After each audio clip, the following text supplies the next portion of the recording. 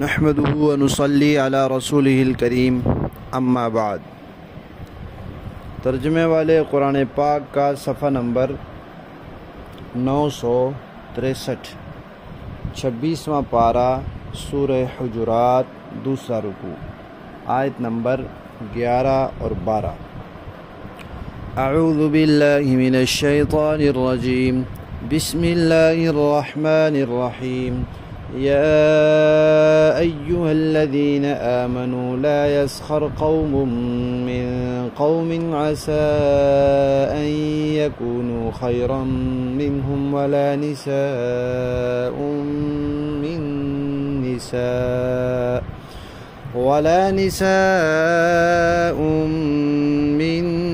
نساء عسى أن يكن خيرا منهن ولا تلمزوا أنفسكم ولا تنابزوا بالألقاب، بئس الاسم الفسوق بعد الإيمان ومن لم يتب فأولئك هم الظالمون۔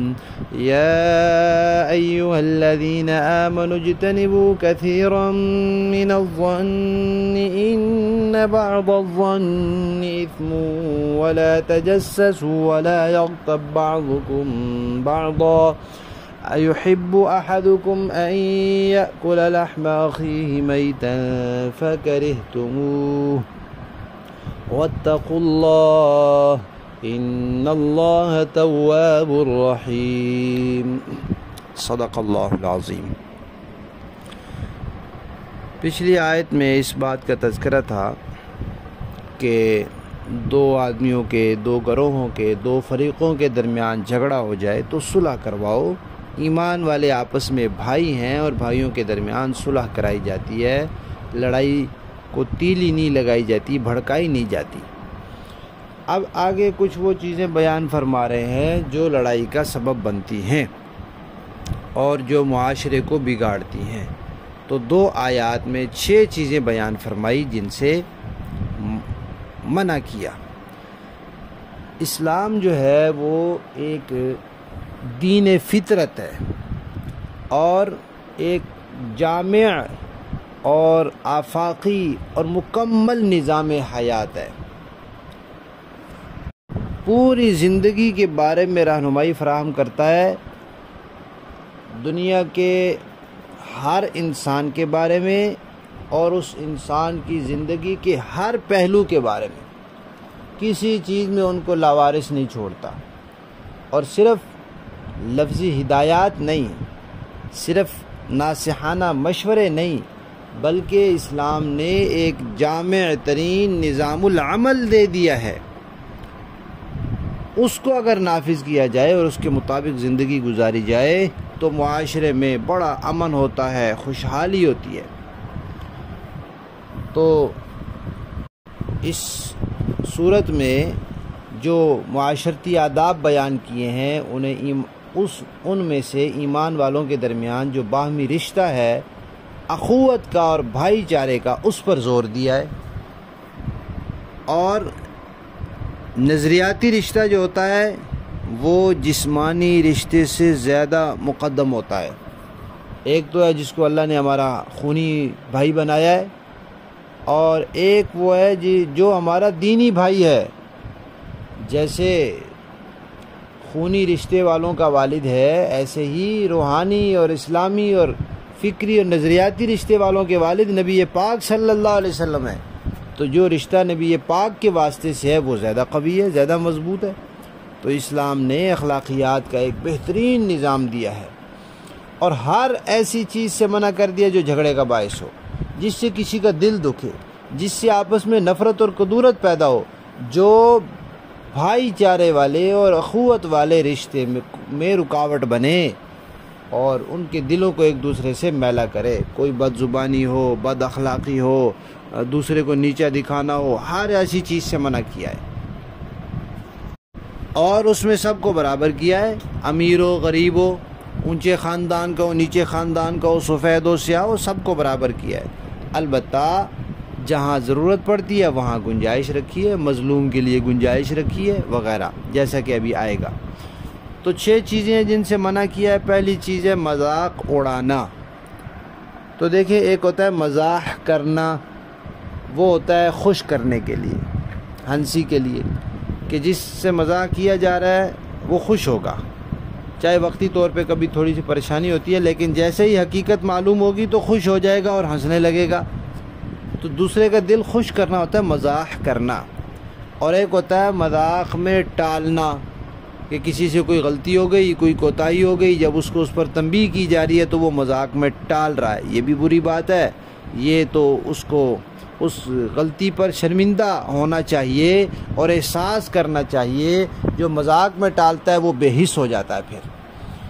اور تیسری چیز ہے مذاق اڑانا، یہ سب سے بری چیز ہے، کہ کسی کے عیب کو اس طرح ذکر کرنا کہ لوگ ہنس پڑیں اور اس کی تحقیر ہو، اس کی توہین ہو، یہ تمسخر اور مذاق اڑانا کہلاتا ہے۔ اور فرمایا کہ یہ نہ کرو۔ مردوں کو بھی منع کیا، عورتوں کو بھی منع کیا۔ مردوں کا تذکرہ آتا ہے، عورتیں اس میں ویسے ہی شامل ہوتی ہیں، لیکن یہاں خواتین کا تذکرہ الگ سے کیا گیا، اس لیے کہ عموماً خواتین ایسی چیزوں میں زیادہ مبتلا ہوتی ہیں، وہ خوب مذاق اڑاتی ہیں دوسروں کا۔ اور فرمایا کہ بھئی تم جس کا مذاق اڑا رہے ہو سکتا ہے وہ تم سے بہتر ہو، جب وہ تم سے بہتر ہے تو پھر تمہیں کیا حق ہے کہ تم اس کا مذاق اڑاؤ۔ اور دوسری چیز عیب نکالنا، تانے دینا، اس سے بھی منع کیا۔ جو عقل مند انسان ہوتا ہے وہ اپنے عیوب پر نظر رکھتا ہے کہ میرے اندر کیا کیا عیب ہے، میں ان کی اصلاح کروں۔ اور جو بے وقوف ہوتا ہے وہ دوسروں کے عیب دیکھتا رہتا ہے، اپنے دیکھتا ہی نہیں، حالانکہ اپنے عیوب دیکھنے چاہیے۔ تو فرمایا کہ تانے نہ دو، عیب نہ نکالو، کیونکہ عیب نکالنے سے لڑائی ہوتی ہے، اور بعض عیب تو ایسے ہیں کہ وہ قتل تک پہنچا دیتے ہیں۔ تیسرا، برے ناموں سے پکارنا، برے لقب سے پکارنا، رنگ صورت کے لحاظ سے، قوم قبیلے کے لحاظ سے، جسمانی اعضاء کے لحاظ سے، یا پس منظر کے لحاظ سے کسی کو کوئی تانا نہیں دینا چاہیے، کسی قسم کا۔ کوئی یہودیت، عیسائیت سے، ہندو مت سے اسلام کی طرف آیا، اب اس کو کہیں او یہودی، یا کسی کا کوئی عضو پورا نہیں ہے اس کو کہیں او لنگڑے، یا کسی کا رنگ سیاہ ہے تو اس کو کہا جائے او کالے، او حبشی، یا اور مختلف جو برے لقب اور ہمارے ہاں گالیاں دی جاتی ہیں، یہ سب اس میں شامل ہیں۔ تو کسی مسلمان کو گالی دینا تو آخری درجے کا کمینہ پن ہے۔ حدیث شریف میں آتا ہے جو کسی کو لعنت بھیجتا ہے، اگر وہ لعنت کا مستحق نہیں ہوتا تو اسی پر واپس آتی ہے۔ تو کسی کو برا لقب دے گا اور وہ اس کا مستحق نہیں ہوگا تو اسی پر واپس آئے گا، جو کہے گا خود ہی بنے گا پھر۔ تو اس لیے نہ مذاق اڑانا چاہیے، نہ تانے دینے چاہیے، اور نہ ہی برے برے القاب سے پکارنا چاہیے۔ ان باتوں سے دشمنی اور نفرت پیدا ہوتی ہے، فتنہ فساد کی آگ بھڑکتی ہے، اور اسلام نے ایمان والوں کو اخوت کے رشتے میں جوڑا ہے۔ بھائی بھائی کا مذاق نہیں اڑایا کرتا، بھائی بھائی کو تانا نہیں دیا کرتا، بھائی بھائی کے لیے برے لقب نہیں پکارا کرتا۔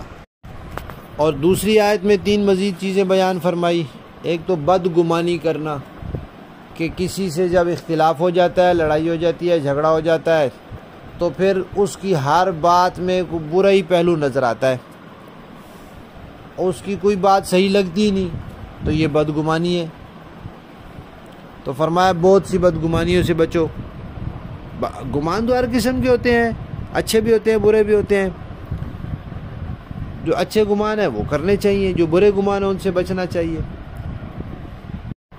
اور بعض بدگمانیاں بھی جائز ہوتی ہیں، مثلا ایک آدمی کا سامان رکھا ہوا ہے، اب وہ یہ سمجھے کہ کوئی اٹھا لے گا، تو یہ بھی تو بدگمانی ہے نا کہ کوئی چوری کر لے گا، تو اب یہ بدگمانی نہیں کرے گا تو سامان کی حفاظت کیسے کرے گا؟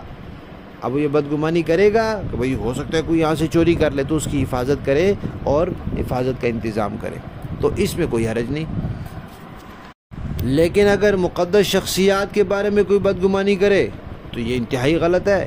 انبیاء کے بارے میں، صحابہ کے بارے میں، فرشتوں کے بارے میں، خود اللہ تعالیٰ کی ذات کے بارے میں، یہ غلط ہے، بالکل کوئی بدگمانی نہیں کرنی چاہیے۔ اور باقی عام مسلمانوں کے بارے میں حدیث شریف میں حکم دیا ہے کہ ایمان والوں سے اچھا گمان رکھو۔ اور ایک بات یہ کہ سراغ لگانا، جاسوسی کرنا، خام خواہ کسی کے پیچھے پڑنا، کوئی کہیں جا رہا ہے یہ میں دیکھتا ہوں کدھر جا رہا ہے، بھئی آپ کو کیا وہ کدھر جا رہا ہے؟ ایک تو ہے کہ والدین اولاد کی نگرانی کرتے ہیں، اساتذہ شاگردوں کی، مرید پیر اپنے مرید کی، حکومت اپنی رعایا کی، وہ تو ایک الگ بات ہے، وہ انتظامی چیز ہے، اور وہ اپنے ماتحتوں کی کر سکتے ہیں نگرانی۔ خاوند اپنی بیوی کی کسی درجے میں اس کو شک پڑ رہا ہے تو وہ کر سکتا ہے، لیکن خام خواہ کسی مسلمان کے پیچھے لگنا کہ یہ کیا کر رہا ہے، یہ کدھر جا رہا ہے، یہ کیوں ایسا کر رہا ہے، یہ موبائل میں کیا دیکھ رہا ہے، اس نے لیپ ٹاپ میں کیا رکھا ہوا ہے، یہ خام خواہ کی جاسوسی یہ دشمنی پیدا کرتی ہے اور نفرت پیدا کرتی ہے، اس لیے اس میں نہ لگو۔ اور آخری بات اس میں یہ بتائی کہ غیبت کرنا منع ہے، غیبت کبیرہ گناہ ہے۔ غیبت کسے کہتے ہیں؟ کسی بندے کی غیر موجودگی میں اس کی کوئی بات بیان کرنا کہ اگر وہ سن لیتا تو اس کو برا لگتا، اس کا دل دکھتا، اس کو تکلیف ہوتی، اور وہ بات اس کے اندر موجود ہو، اگر موجود نہ ہو تو بہتان ہے، اور بہتان تو غیبت سے بڑا گناہ ہے۔ اور فرمایا کہ غیبت تو ایسے ہے جیسے کوئی اپنے مردہ بھائی کا گوشت کھائے۔ تم میں سے کوئی پسند کرتا ہے؟ نہیں پسند کرتا تو غیبت کو بھی ناپسند کیا کرو۔ البتہ کچھ صورتیں ایسی ہیں جو اس سے مستثنیٰ ہیں۔ ایک یہ کہ کسی آدمی نے کسی پر ظلم کیا، اب وہ جاتا ہے عدالت میں قاضی کے سامنے کہ فلاں نے ظلم کیا، تو یہ بھی اس کو بیان کر رہا ہے، اور اس کے سامنے کرے گا تو اس کو برا بھی لگے گا کہ یہ مجھے ظالم کہہ رہا ہے، لیکن یہ تو اس کے ظلم سے بچنے کے لیے کہہ رہا ہے، اس کو لوگوں کی نظروں سے گرانے کے لیے نہیں کہہ رہا، تو اس کے لیے جائز ہے۔ اسی طرح کسی کو برائی سے روکنا چاہتا ہے تو اس کی برائی دوسرے کو بتا کر مدد لے کہ بھئی فلاں میں یہ ہے، ذرا ہم کوشش کریں اگر وہ اس سے باز آ جائے، تو یہ بھی کسی کو بتایا ہے، لیکن نیت اس کو نظروں سے گرانا نہیں، سیدھے راستے پر لانا ہے، یہ بھی جائز ہے۔ اسی طرح کوئی فتویٰ پوچھنا ہو کہ کوئی لوگ ہیں یا فلاں آدمی ہے وہ ایسے کرتا ہے، تو بھی جائز ہے۔ مسلمانوں کو کسی کے شر سے بچانا ہو تو بھی جائز ہے، بتانا چاہیے کہ فلاں بھائی سامان خیال رکھنا، فلاں جو ہے اس کی ذرا عادت ہے چیزیں سے چوری کرتا ہے، یا جیسے کوئی خراب عقیدے والا ہوتا ہے اس کے بارے میں بتایا جاتا ہے بھائی فلاں جو ہے اس کا عقیدہ ٹھیک نہیں ہے، خیال رکھنا، اپنے ایمان کی حفاظت کرنا، یا فلاں جو ہے وہ غلط فتوے دیتا ہے، دیکھنا اس سے فتوے نہ لینا، تو اس طرح کی چیزیں۔ فلاں جو ہے نا وہ لوگوں کو مرید کرتا ہے لیکن وہ ٹھگ گئے، دیکھنا اس کی ٹھگی میں نہ آنا، یہ عملیات کے کام کرتا ہے لیکن فراڈی ہے، دیکھنا اسے دم تویز کے لیے نہ جانا۔ یہ باتیں بتانا مسلمانوں کی حفاظت کے لیے، ان کی ایمان کی، ان کی جان کی، عزت کی، مال کی حفاظت کے لیے۔ تو غیبت میں مقصد دوسرے کو نظروں سے گرانا ہو صرف تو وہ منع ہے، دوسرے کے لوگوں کی حفاظت ہو تو وہ منع نہیں ہے۔ اور کچھ لوگ ایسے ہوتے ہیں جو کھلم کھلا دین کی مخالفت میں لگے ہوتے ہیں، تو ان سے لوگوں کو متنفر کرنا بھی دین کا ایک حصہ ہے۔ آپ صلی اللہ علیہ وسلم نے دو منافقین کے بارے میں فرمایا کہ یہ جو دو بندے ہیں نا فلاں اور فلاں، یہ تو ہمارے دین سے کچھ بھی نہیں جانتے، میں تو یہی سمجھتا ہوں یہ کچھ بھی نہیں جانتے۔ تو دین کی کھلم کھلا مخالفت کرنے والے، ان سے لوگوں کو متنفر کرنا اور نفرت دلانا، یہ بھی دین کا حصہ ہے۔ حدیث شریف میں آتا ہے جس نے اللہ کے لیے محبت رکھی اور اللہ کے لیے بغض رکھا، تو وہ ایسا بغض دلانا لوگوں کو اور نفرت دلانا یہ درست ہے، اور یہ تو ایک شرعی ذمہ داری ہے، لوگوں کو ان سے بچانا چاہیے۔ دیکھیے لفظی معنی، یا ایھا الذین آمنوا، ایمان والو، لا یسخر، نہ مذاق اڑائے، قوم، کوئی قوم، من قوم، دوسری قوم کا، عسا، ہو سکتا ہے کہ ان یکونوا، وہ ہوں، خیرا منہم، ان سے بہتر، ولا نساء، اور نہ ہی عورتیں، من نساء، عورتوں کا مذاق اڑائیں، عسا ان یکن، ہو سکتا ہے وہ عورتیں ہوں، خیرا منہن، ان سے بہتر، ولا تلمزوا، نہ عیب لگاؤ، نہ تانا دو، انفسکم، اپنے آپ کو ایک دوسرے کو، ولا تنابزوا، اور نہ چڑھاؤ، بالالقاب، برے القاب سے، بئسا، برا ہے، الاسم، نام، الفسوق، گناہ کا، بعد الایمان، ایمان کے بعد۔ ایمان کے بعد گناہ کے نام کے دو مطلب ہیں، ایک تو یہ کہ بھئی ایمان لے آئے ہو، اب ایسے کام کرو گے تو تمہارے اوپر گناہ کا نام لگے گا کہ یہ گناہ گار ہے، یہ فاسق ہے، دوسروں کو برے برے لقب کہتا ہے، تو مومن کہلواؤ، فاسق اور گناہ گار کیوں کہلواتے ہو؟ اور دوسرا یہ کہ اب ایمان لے آئے ہو، اب دوسرے لوگ بھی ایمان لے آئے ہیں، اب ان کو اس طرح کے الٹے سیدھے لقبوں سے پکارو تو یہ بری بات ہے۔ وَمَن لَّمْ يَتُبْ، اور جو باز نہ آئے، توبہ نہ کریں، فَأُولَٰئِکَ، یہی ہیں ہم الظالمون، جو ظلم کرنے والے ہیں۔ یا ایھا الذین آمنوا، اے ایمان والو، اجتنبوا، بچو، کثیرا من الظن، بہت سے گمانوں سے، ان بعض الظن، اس لیے کہ بعض گمان، اثم، گناہ ہوتے ہیں۔ ولا تجسسوا، اور جاسوسی خام خواہ مت کیا کرو، ٹوہ مت لگایا کرو، سراغ مت لگایا کرو۔ ولا یغتب، اور نہ غیبت کرے، بعضکم بعضا، تم میں سے کوئی دوسرے کی۔ کیا یحب، پسند کرتا ہے، احدکم، تم میں سے کوئی ایک، ان یأکل، کہ کھائے، لحم اخیہ، اپنے بھائی کا گوشت، میتن، وہ بھی مردہ کو بھائی کا، فکرہتموہ، اس کو تو تم ناپسند کرتے ہو۔ واتقوا اللہ، اللہ سے ڈرو، ان اللہ تواب الرحیم، اللہ توبہ قبول کرنے والے ہیں، مہربان ہیں۔ تو آخر میں نسخہ بھی بتا دیا کہ ساری چیزوں پر عمل کرنا ہے، تو اس کے لیے طریقہ یہ ہے کہ اللہ کا خوف اور تقوی دل میں پیدا کر لو، اور جو کوئی کمی کوتاہی ہو چکی اس سے توبہ کر لو۔ غیبت کے بارے میں یہ آتا ہے کہ جس کی غیبت کی ہے، اگر اس کو معلوم ہو چکا ہے تو پھر اس سے بھی معافی مانگنا ضروری ہے۔ اگر نہیں معلوم ہوا تو خام خواہ اس کو بتائے گا تو اس کا دل دکھے گا، تو پھر اللہ تعالیٰ سے معافی مانگ لے۔ با محاورہ دیکھیں جی۔ یا ایھا الذین آمنوا لا یسخر قوم من قوم عسى ان یکونوا خیرا منهم ولا نساء من نساء عسى ان یکن خیرا منهن، اے ایمان والو، نہ تو مرد دوسرے مردوں کا مذاق اڑائیں، ہو سکتا ہے کہ وہ جن کا مذاق اڑا رہے ہیں وہ ان سے بہتر ہوں، اور نہ عورتیں دوسری عورتوں کا مذاق اڑائیں، ہو سکتا ہے کہ وہ جن کا مذاق اڑا رہی ہیں وہ ان سے بہتر ہوں۔ وَلَا تَلْمِزُوا أَنفُسَكُمْ وَلَا تَنَابَزُوا بِالْأَلْقَابِ، اور تم ایک دوسرے کو طعنہ نہ دیا کرو اور نہ ایک دوسرے کو برے القاب سے پکارو۔ بِئْسَ الِاسْمُ الْفُسُوقُ بَعْدَ الْإِيمَانِ، ایمان لانے کے بعد گناہ کا نام لگنا بہت بری بات ہے۔